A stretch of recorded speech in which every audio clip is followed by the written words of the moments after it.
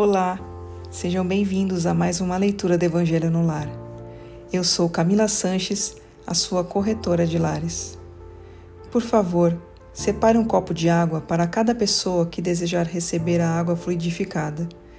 E se você tiver algum animal de estimação, faça a limpeza das vasilhas e coloque água nova. Vamos iniciar com a oração de abertura. Rogamos ao Senhor Deus Onipotente que envie bons espíritos para nos assistir, que afaste os que poderiam nos induzir em erro e que nos conceda a luz necessária para distinguir a verdade da impostura. Afasta também os espíritos maldosos, encarnados ou desencarnados, que poderiam tentar lançar a desunião entre nós e nos desviar da caridade e do amor ao próximo. Se alguns procurarem introduzir-se aqui, faz que não encontrem acesso no coração de nenhum de nós. Bons espíritos que se dignam a vir nos instruir, nos tornem dóceis a seus conselhos. Nos livrem de todo pensamento de egoísmo, orgulho, inveja e ciúme. Nos inspirem compaixão e benevolência para com os nossos semelhantes, presentes ou ausentes, amigos ou inimigos. Façam que, finalmente, pelos sentimentos de que fomos animados, reconheçamos sua benéfica influência.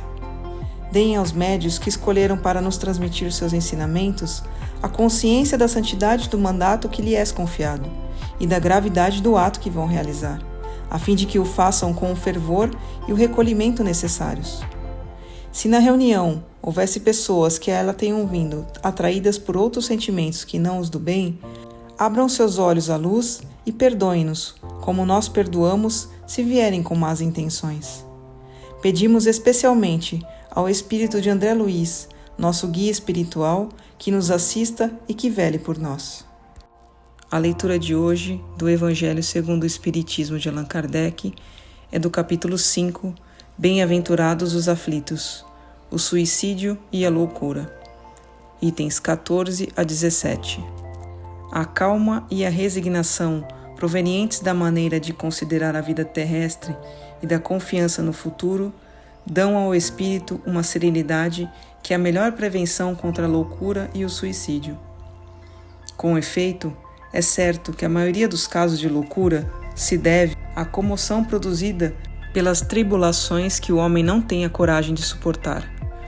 Se, portanto, pela maneira como o Espiritismo o leva a considerar as coisas deste mundo, recebe com indiferença, mesmo com alegria, os aborrecimentos e as decepções que o teriam desesperado em outras circunstâncias.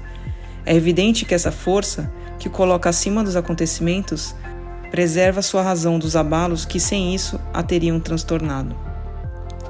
O mesmo ocorre com o suicídio, excetuando aqueles que ocorrem em estado de embriaguez de loucura e que podem ser chamados inconscientes. É certo que quaisquer que sejam os motivos particulares, sempre tem como causa um descontentamento. Ora, aquele que está certo de que só é infeliz por um dia e que está melhor nos dias seguintes, facilmente se arma de paciência. Só se desespera quando não consegue ver um fim para seus sofrimentos. O que é, portanto, a vida humana com relação à eternidade, se não bem menos que um dia? Mas para aquele que não acredita na eternidade, que acredita que nele tudo termina com a vida, se estiver abatido pela amargura e pelos infortúnios, unicamente na morte vê uma solução para tudo isso, nada esperando. Acha totalmente natural, totalmente lógico mesmo, abreviar suas misérias com o suicídio. A incredulidade, a simples dúvida sobre o futuro, as ideias materialistas, numa palavra, são os maiores incitantes ao suicídio, produzem a covardia moral. E quando vemos homens de ciência se apoiar na autoridade de seu saber para tentar provar a seus ouvintes ou a seus leitores que nada têm a esperar depois da morte, não estão de fato levando-os a deduzir que, se são infelizes, melhor coisa não lhes resta senão se matar? Que poderiam dizer para lhes tirar essa ideia? Que compensação podem lhes oferecer? Que esperança podem lhes dar? Nada, nada mais que o nada. Disso se deve concluir que, se o nada é o único remédio heróico, a única perspectiva é preferível cair nele imediatamente e não mais tarde, para desse modo sofrer por menos tempo. A propagação das doutrinas materialistas é, portanto, O veneno que injeta a ideia do suicídio na maioria daqueles que se suicidam e aqueles que se constituem apóstolos dessas ideias assumem tremenda responsabilidade. Uma vez que, com o espiritismo, não se tolera mais a dúvida, o aspecto da vida muda. O crente sabe que a vida se prolonga indefinidamente no além-túmulo, mas em condições totalmente diversas. Disso decorre a paciência e o equilíbrio, que o afastam de forma muito natural do pensamento do suicídio. Disso origina, em suma, a coragem moral. O Espiritismo produz ainda, sob esse aspecto, outro resultado igualmente positivo e talvez mais determinante. Mostra-nos os próprios suicidas vindo prestar contas de sua infeliz posição e provar que ninguém viola impunemente a lei de Deus, que proíbe ao homem abreviar sua vida. Entre os suicidas, há alguns cujo sofrimento, por ser apenas temporário e não eterno, não é menos terrível e de natureza a fazer refletir quem estivesse tentado a partir daqui antes da ordem de Deus. O espírita tem, assim, vários motivos a contrapor a ideia do suicídio.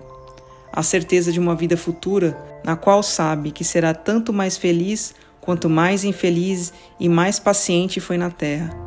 A certeza de que, abreviando sua vida, chega precisamente a um resultado bem diverso daquele que esperava, que se liberta de um mal para incorrer num pior, mais longo e mais terrível, que se engana se acredita que ao matar-se vai mais depressa para o céu, que o suicídio é um obstáculo para que possa no outro mundo unir-se aos que foram objeto de suas afeições e que esperava encontrá-los.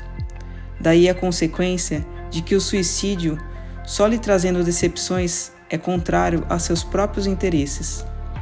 Por isso, o número dos suicídios impedidos pelo Espiritismo é considerável, e disso se pode concluir que quando todos os homens forem espíritas, não haverá mais suicídios conscientes.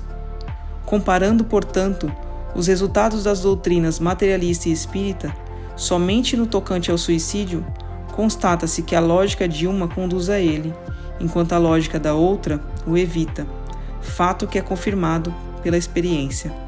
Palavra dos Espíritos, graças a Deus. Mas antes de iniciarmos a oração de encerramento, eu quero pedir a você, que ainda não é inscrito em nosso canal, por favor, se inscreva agora. Clique no botão inscrever-se aqui abaixo do vídeo. Aproveita para ativar o sininho das notificações e receber todos os nossos vídeos.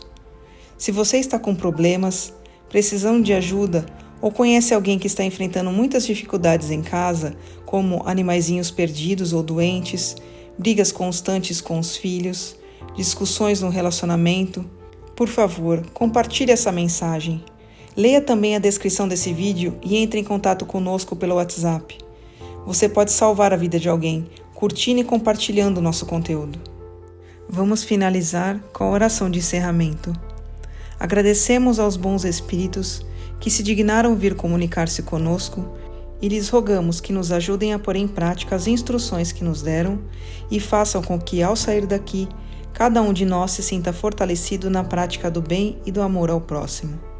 Desejamos também que essas instruções sejam proveitosas para os espíritos sofredores, ignorantes ou viciosos, que puderam participar dessa reunião e para os quais imploramos a misericórdia de Deus. Amém.